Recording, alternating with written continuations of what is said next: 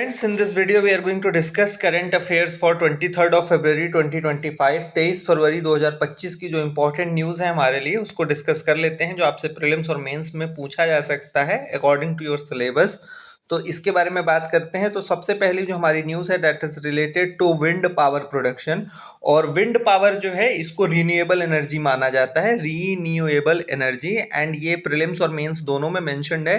Renewable energy ऐसी energy sources हैं that are very long lasting और वो इन्फिनाइटली अवेलेबल हैं। तो विंड पावर उनमें से है, दूसरी जैसे सोलर पावर है, ठीक है। तो ये सारे रिन्यूएबल एनर्जीज माने जाते हैं। और इंडिया जो है दुनिया में इसका चौथा सबसे बड़ा प्रोड्यूसर है। तो एक फैक्ट प्रीलिम्स के लिए तैयार हो गया। India is fourth largest producer of wind power in world.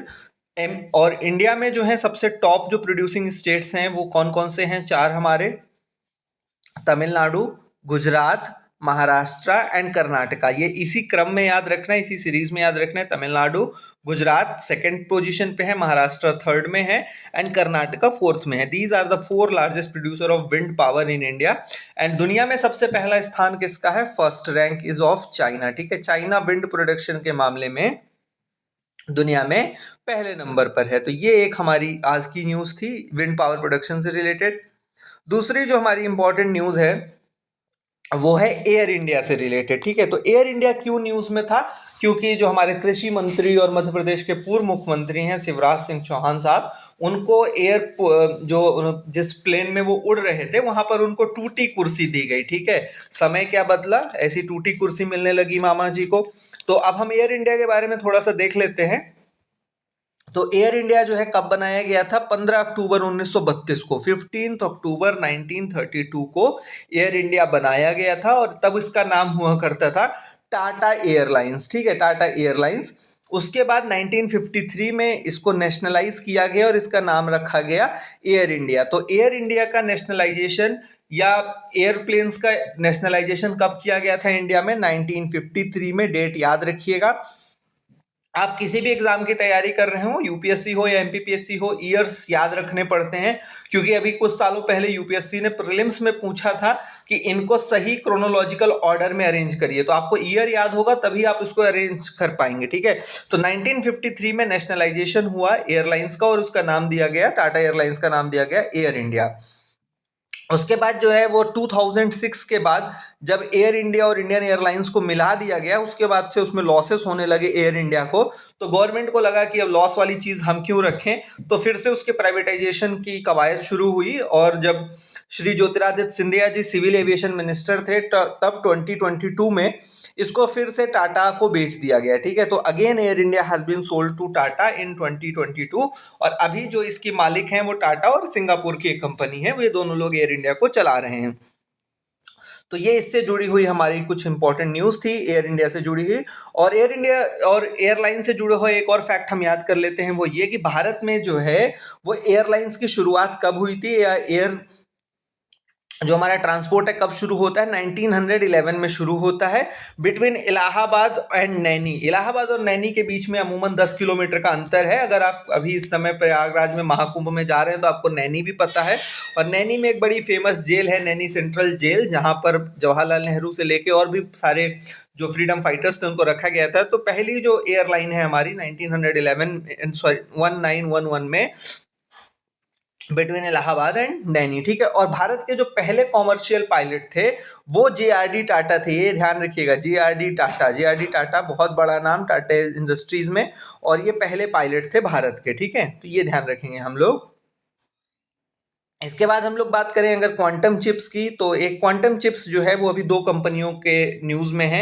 एक गूगल का है विलो चिप एंड माइक्रोसॉफ्ट का है मेजोराना वन, ठीक है। मेजोराना वन माइक्रोसॉफ्ट ने अभी लॉन्च किया है। और क्वांटम चिप्स किस में काम आती हैं? क्वांटम कंप्यूटर्स में काम आती हैं। क्वांटम कंप्यूटर्स क्या हैं? ये नए तरह के कंप्यूटर्स हैं जिनको डेवलप करने की कोशिश की जा रही है। They will be much faster than the super computers. जो अभी हमारे सुपर कंप्यूटर्स है उनको जितना 1 मिलियन ईयर्स लगते हैं अगर किसी प्रॉब्लम को सॉल्व करने में, तो ये क्वांटम कंप्यूटर्स इतने फास्ट होंगे कि वो उसको सिंगल सेकेंड में कर पाएंगे। और क्वांटम कंप्यूटर्स की जो फंडामेंटल यूनिट है उसको बोला जाता है क्यूबिट। ठीक है। क्यूबिट क्यूबिट क्यूबिट का फुल फॉर्म होता है क्यू यू से क्वांटम और बी बिट से बिट। ठीक है, तो क्वांटम बिट ये इनकी फंडामेंटल ब्लॉक है, इसके बेसिस पर ये काम करते हैं। तो ये हमारी न्यूज़ थी क्वांटम कंप्यूटर से रिलेटेड। उसके बाद जो है सेकंड न्यूज़ जो हमारी शक्तिकांत दास से रिलेटेड है। शक्तिकांत दास को principal secretary to prime minister बनाया गया है और ये प्रधानमंत्री के दूसरे प्रिंसिपल सेक्रेटरी होंगे। जो फर्स्ट प्रिंसिपल सेक्रेटरी हैं वो हैं पी के मिश्रा। ठीक है, पी के मिश्रा जी जो हैं वो प्रधानमंत्री के प्रिंसिपल सेक्रेटरी हैं। अभी शक्तिकांत दास जो पूर्व आरबीआई गवर्नर हैं, एक्स आरबीआई गवर्नर है, उनको प्राइम मिनिस्टर का प्रिंसिपल सेक्रेटरी बनाया गया है। तो ये चीज हम लोग याद रखेंगे। इसके बाद जो हमारी दूसरी इंपॉर्टेंट न्यूज है वो है पीएम किसान स्कीम से रिलेटेड, प्रधानमंत्री किसान सम्मान निधि स्कीम। ठीक है, तो किसान में के आई से किसान, एस ए से सम्मान और एन से निधि। इसको लॉन्च कब किया गया था? 24 फरवरी 2019 को लॉन्च किया गया था। 24 फरवरी 2019 को 6 साल पूरे हो जाएंगे इसके कल। और कल जो है प्रधानमंत्री सम्मान निधि की जो नेक्स्ट इंस्टॉलमेंट है 2,000 रुपए का, वो डालेंगे भागलपुर बिहार से। इसका वर्चुअल इनॉग्रेशन करेंगे। और ये पीएम किसान स्कीम आपके मेंस में स्पेसिफिकली मेंशन्ड है, तो ध्यान रखेंगे। It is a central sector scheme which provides annual financial assistance of 6,000 per year to eligible farmers family. इसमें 6,000 रुपए का सालाना जो है हर किसान फैमिली को दिया जाता है। और ये सेंट्रल सेक्टर स्कीम है। इसका क्या मतलब होता है कि it is a central sector scheme? इसका मतलब ये होता है कि इसमें जो पूरा पैसा है ये सेंट्रल गवर्नमेंट देती है। ठीक है, तो सेंट्रल सेक्टर स्कीम वो स्कीम्स होती हैं in which they are entirely funded by the central government. ठीक है, तो ये ध्यान रखेंगे हम लोग पीएम किसान स्कीम से रिलेटेड। उसके बाद जो है कुछ एक सॉल्यूशंस फॉर एग्रीकल्चर। तो जब भी आप एग्रीकल्चर के लिए मेंस में आंसर राइटिंग कर रहे हो तो आप कुछ एक 4-5 पॉइंट्स याद कर सकते हैं। इनको एज इट इज कहीं भी उठा करके लिखा जा सकता है। तो कौन कौन से हैं वो 5 पॉइंट्स? तो हमको एग्रीकल्चर में क्या करना पड़ेगा? Increase production, reduce production cost, fair price of produce, compensation for crop losses and diversification of agriculture। तो ये 5 पॉइंट्स याद रखिए। Increasing production, reducing production cost, fair price of produce, compensation for crop losses and diversification of agriculture. They are the common solution for any agricultural problem जो आप mains में लिख सकते हैं। इसके बाद जो है हमारी एमपी से रिलेटेड न्यूज। एमपी में आप सभी को पता है कल और परसों 24 एंड 25 फरवरी को ग्लोबल इन्वेस्टर समिट होने वाला है भोपाल में। और उसको लेकर के एक पॉलिसी आज फिर न्यूज में आई है, वो है MP AVGC XR policy. AVGC का फुल फॉर्म है A for animation, V for visual effects, G for gaming, C for comics and XR for extended reality. तो ये पॉलिसी भी मध्य प्रदेश गवर्नमेंट लेकर के आई है। इस सेक्टर को भी मध्य प्रदेश गवर्नमेंट प्रमोट करना चाहती है। इसके बाद जो दूसरी न्यूज है दैट इज रिलेटेड टू सदर मंजिल। सदर मंजिल जो है वो ये शाहजहां बेगम ने 1898 में बनवाया था जनता दरबार के तौर पर। और अभी जो ग्लोबल इन्वेस्टर समिट में मेहमान आने वाले हैं उनको इसमें रोका जाएगा। सदर मंजिल को रीडेवलप किया गया है एज एन होटल। इसके पहले जो भोपाल नगर निगम था उसका ऑफिस यहाँ पर लगता था और अभी उसको फिर से रीडेवलप किया गया है होटल के तौर पर। तो हमको याद रखना है सदर मंजिल किस बेगम ने बनवाया था?